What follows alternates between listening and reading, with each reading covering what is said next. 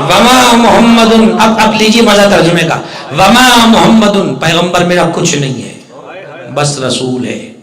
جب کہے رسول ہے، بیٹھے تو رسول ہے، اٹھ جائے تو رسول ہے، کہیں رک جائے تو رسول ہے، کسی کو روک لے تو رسول ہے، خود لیٹا ہو تو رسول ہے، کسی کو لٹوا دے اپنے بستر میں تب رسول ہے، کسی کے آنے پہ اٹھے تب رسول ہے، کسی کو کندھوں پہ بٹھائے تب رسول ہے، جملہ کہہ دوں کسی کو حجرے سے باہر نکال دے تب رسول ہے.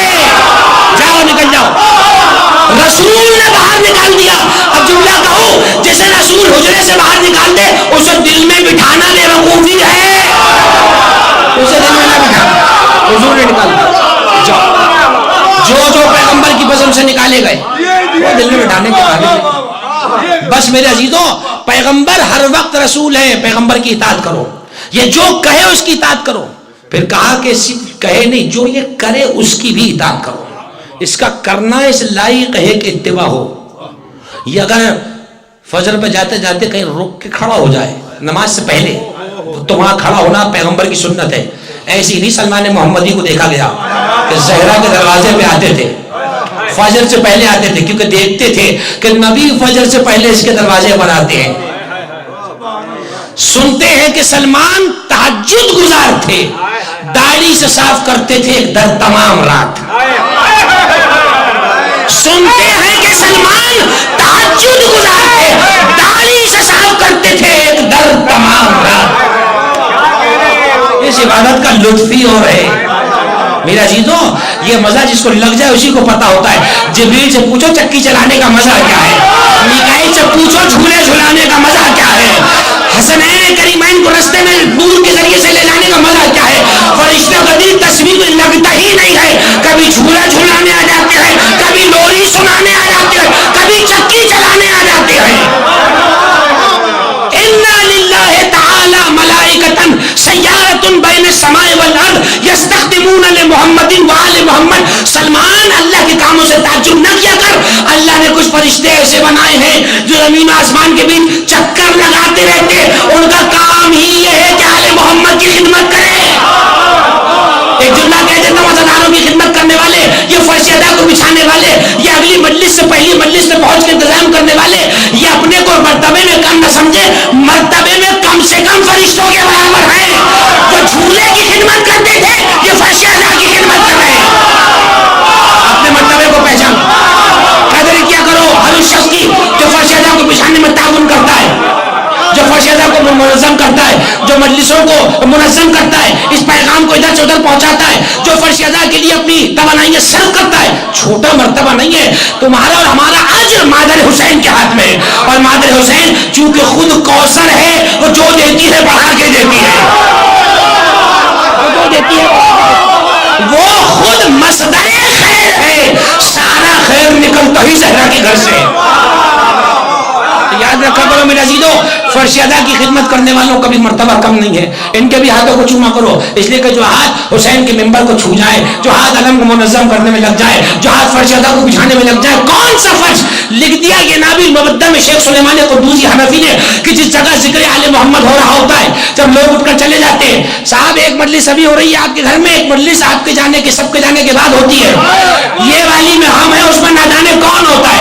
وہی ہوتے ہیں کہ جن کے بارے میں حدیث قصہ میں آیا ہے کہ اللہ کے فرشتے موجود ہوتے ہیں. معاذ وغیرہ خبرنا حاضر فی محفل من محافل فی اہل الارض وفیہ جمع من شیعتنا ومحبینا الا ونزلت علیہم الرحمہ وحفت بہم الملائکہ. اس گھر کو فرشتے گھیر لیتے ہیں. سمجھو ان کا گھر کیا ہے، جن کے گھر کو فرشتے گھیرے بیٹھے ہو. اور فرشتے صرف بیٹھے نہیں رہتے، واستغفرت لهم الى ان يتفرقوا، اس وقت تک معافی طلب کرتے رہتے، اے اللہ نظاروں کو بخش دے، اے اللہ نظاروں کو بخش دے، اے اللہ نظاروں کو بخش دے. تو جن کی مغفرت کی دعائیں فرشتے مانگ رہے ہوں، تو جیسے ہی فرشتے وہ پہنچتے ہیں، یعنی پہلا گروہ جب پہنچتا ہے تو روایات میں ہے کہ اپنے پروں کو جب پھیلاتے ہوئے عرش پہ پہنچتے ہیں تو دوسرے فرشتے پوچھتے ہیں خیریت تو ہے، کہاں سے آ رہے ہو؟ پروں میں بڑی خوشبو آ رہی ہے. میں نے کہا تھا پہلی مجلس میں جملہ، عزیزوں اس خوشبو کو یہاں سے نہیں سونگا جاتا، یہاں سے سونگا جاتا ہے. فرش ازا کی خوشبو. اما جس میں چاہت معصومی تشریف لاتے ہو. پھر جملہ کہہ دیتا ہوں روک کر یہاں پر, یہ کوئی خیالی پلاؤ نہیں ہے, یہ کوئی زبانی جمع خرچ نہیں ہے. جاؤ پڑھو, علماء امامیت کے استفتے موجود ہیں. آیت اللہ شیخ جواد تبریزی اللہ مقامہ, ان سے پوچھا گیا هل صحیح ان 14 معصومین یحضرهم فی مجالس الرضا والبکا, ان سے پوچھا گیا کہ یہ بات صحیح ہے کہ 14 معصومین مجالس میں آتے ہیں؟ الجواب بعون الوهاب نعم دلت علیہ الروایات, فرماتے ہیں ہاں یہ بات بالکل درست ہے, کئی روایتوں میں دلالت ہے کہ 14 معصومین فرش ازا پر آتے ہیں.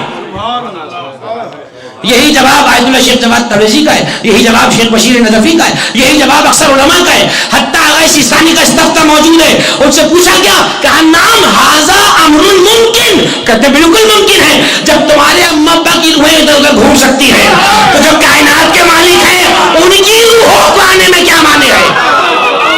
اس فرش ازا کا بڑا مقام و مرتبہ ہے میرے عزیزو. اس فرش ازا کی بڑی قدر کیا کیجیے.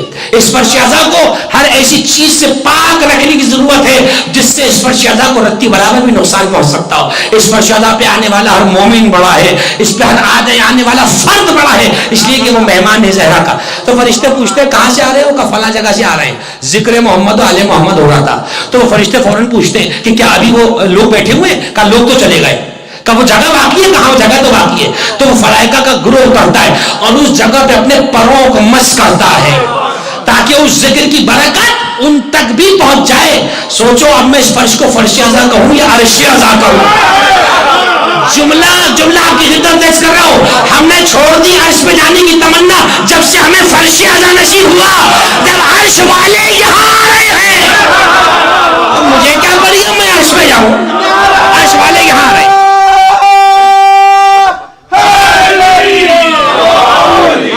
اس فرش ازا کی بڑی اہمیت ہے میرے عزیزوں.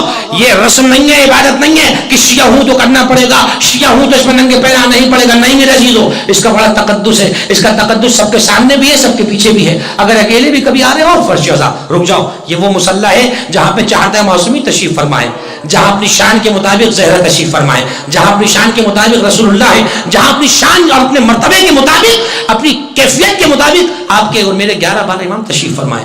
اس لیے ہم مجالس کی قدر کرتے ہیں میرے عزیزوں.